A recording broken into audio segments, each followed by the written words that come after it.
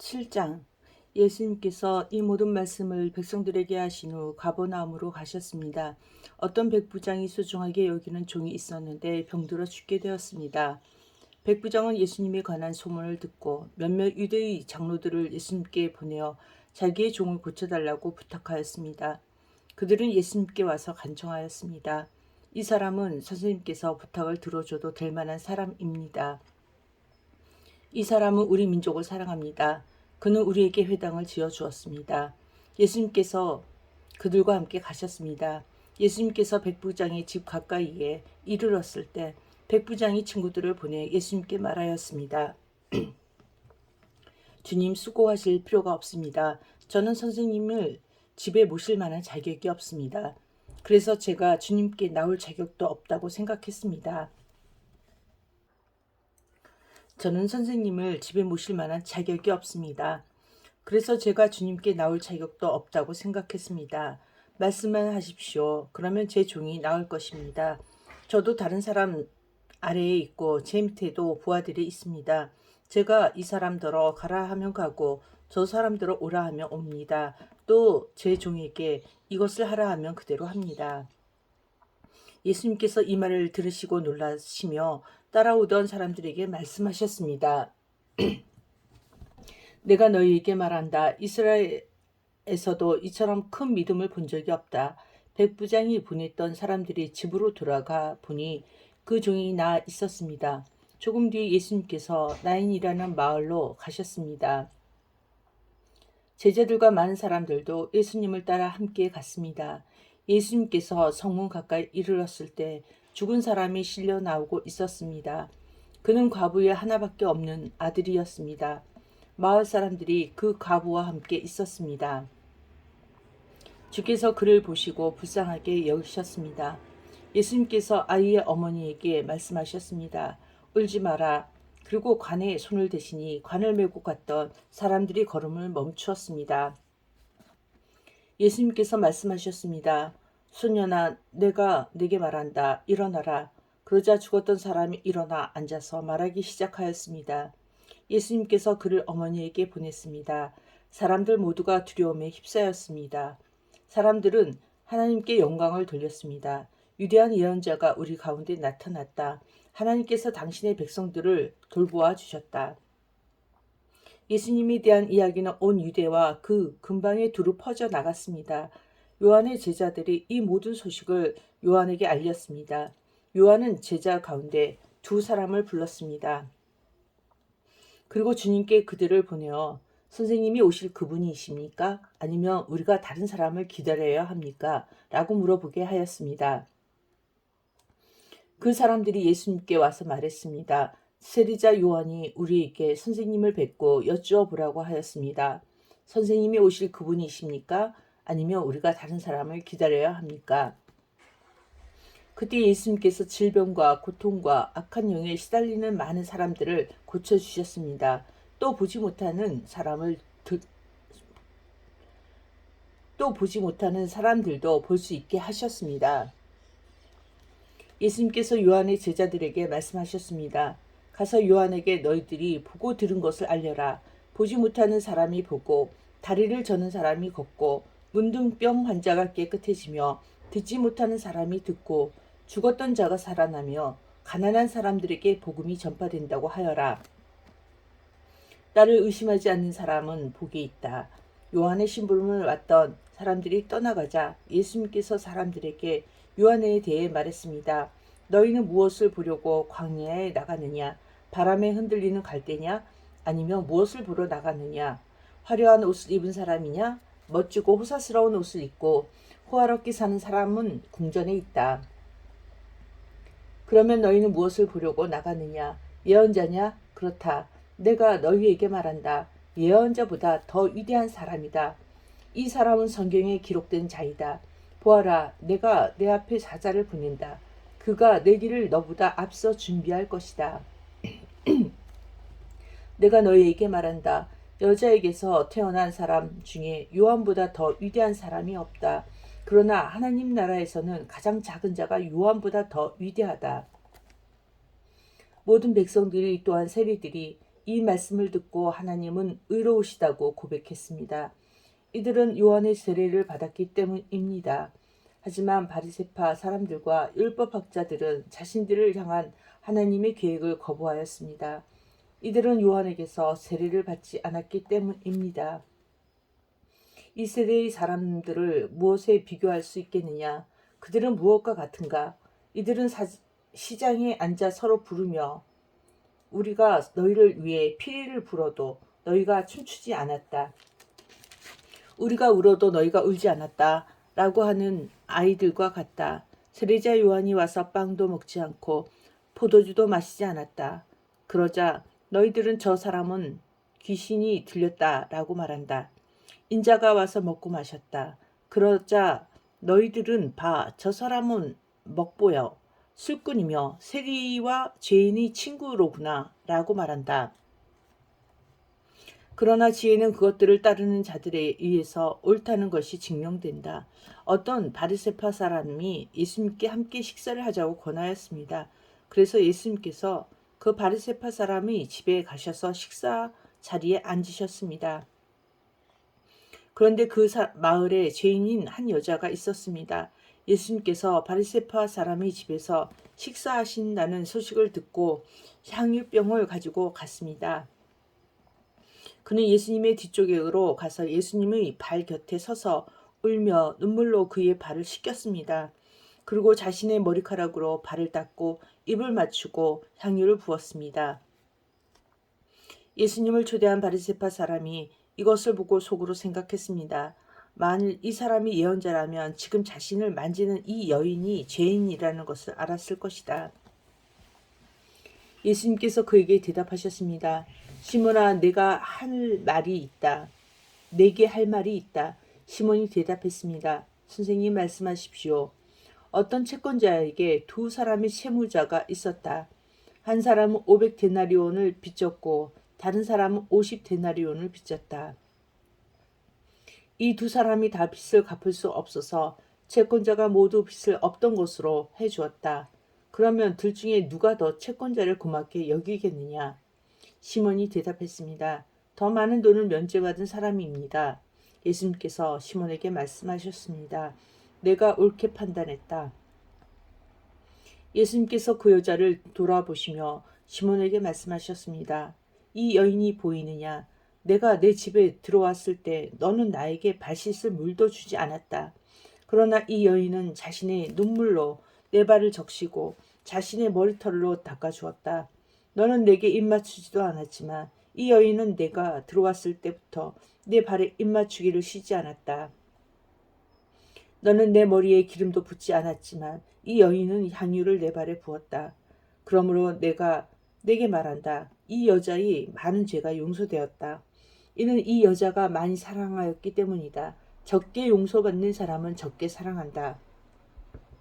예수님께서 여자에게 말씀하셨습니다. 내 죄가 용서되었다.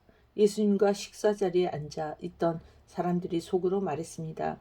이 사람이 누구이기에 죄를 용서해 준다고 하는가? 예수님께서 그 여자에게 말씀하셨습니다. 내 믿음이 너를 구원하였다. 평안히 가거라. 그 후에 예수님께서 여러 성과 마을을 두루 다니시면서 하나님 나라에 관한 좋은 소식을 전하셨습니다. 12 제자들도 예수님과 함께 다녔습니다. 악한 영과 병에서 고침을 받은 몇몇 여자들도 함께 있었습니다. 이들은 7 귀신이 들렸던 막달리라고 하는 마리아와 헤롯의 신하인 구사의 아내 요한나와 수산나 그리고 그 밖에 다른 여자들이 많이 있었습니다. 이들은 자신의 재산으로 예수님과 제자들을 섬겼습니다. 많은 사람들이 모여들고 여러 마을에서 온 사람들이 예수님께 나오자 예수님께서 비유로 말씀하셨습니다. 씨를 뿌리는 사람이 씨를 뿌리러 나갔다. 그가 씨를 뿌렸는데 어떤 씨들은 길가에 떨어져 발에 밟히기도 했고 하늘의 새들이 와서 먹어버리기도 했다.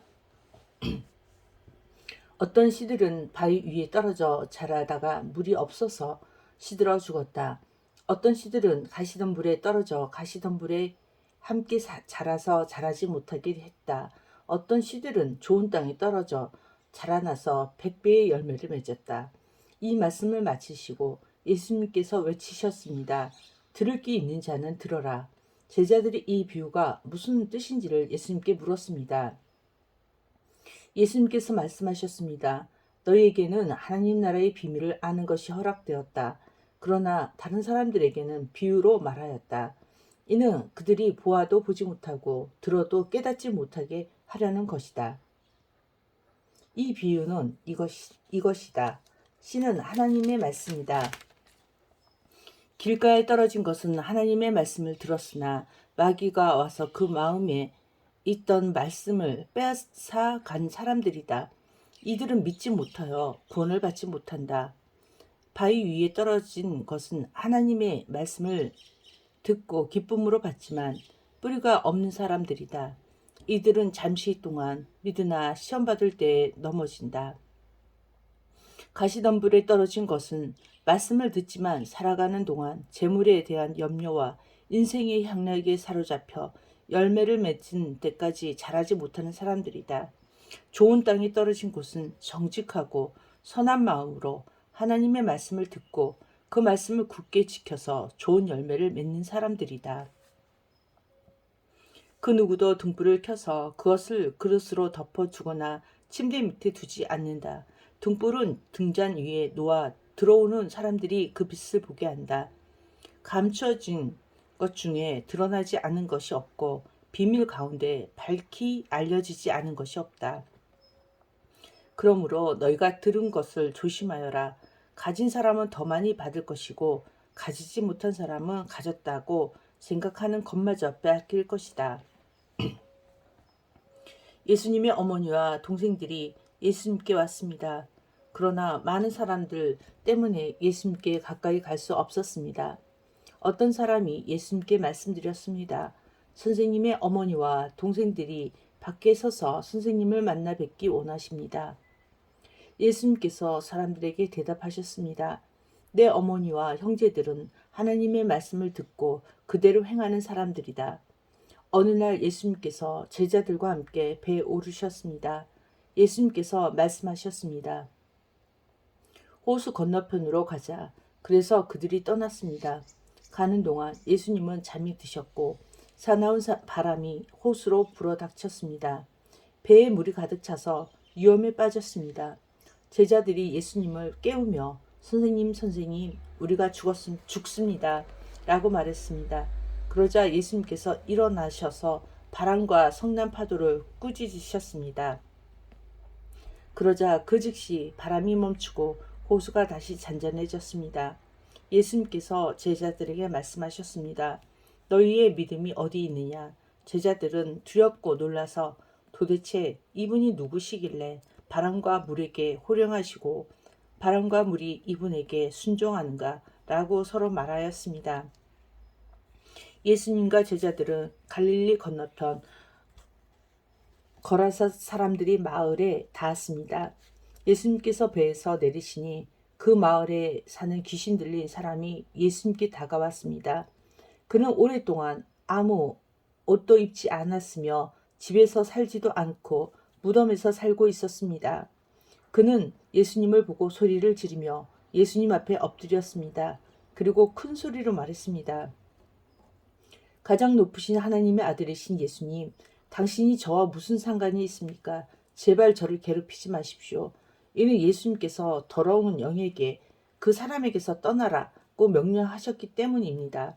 더러운 귀신이 그 사람을 여러 번 사로잡았기 때문에 사람들은 쇠사슬과 쇠고랑으로 그를 묶어 감시하였습니다. 그러나 그는 쇠사슬을 끊고 귀신이 이끄는 대로 광야로 뛰쳐나가곤 하였습니다. 예수님께서 그에게 물으셨습니다. 내 이름이 무엇이냐? 그러자 그가 대답했습니다. 레기온입니다. 이는 많은 귀신이 그에게 들어갔기 때문입니다. 귀신들은 예수님께 자신들을 지옥으로 쫓아내지 말아달라고 간청하였습니다. 그때 언덕에는 많은 돼지떼가 풀을 먹고 있었습니다. 귀신들은 예수님께 자기들을 그 돼지떼에게 들어가게 해달라고 간청하였습니다. 예수님께서 그렇게 허락하셨습니다. 그러자 귀신들은 그 사람에게서 나와 돼지떼 속으로 들어갔습니다. 순간 그 돼지들은 비탈을 내리달아 호수로 들어가 빠져 죽었습니다. 돼지를 치던 사람들이 일어난 일을 보고 도망쳐 이 사실을 성과 마을 사람들에게 전하였습니다. 사람들이 일어나 이를 보려고 예수님께 다가갔습니다.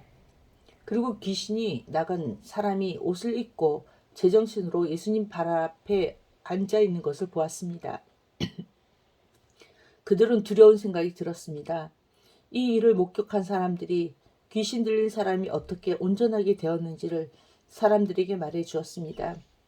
거라사와 그 주변에 사는 모든 사람들이 예수님께서 자기들로부터 떠나줄 것을 간청했습니다.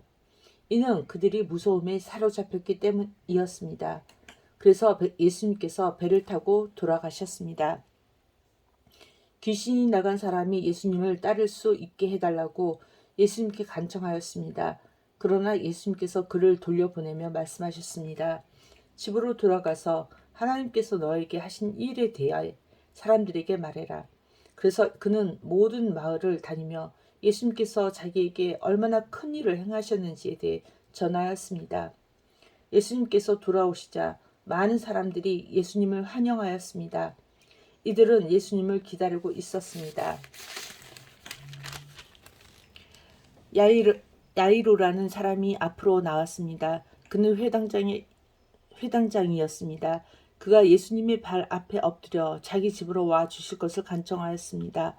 야이로에게는 12살 된 외동딸이 있었는데 그가 죽어가고 있었습니다. 예수님께서 야이로의 집으로 가시는데 많은 사람들이 예수님께 바짝 붙어서 밀어댔습니다.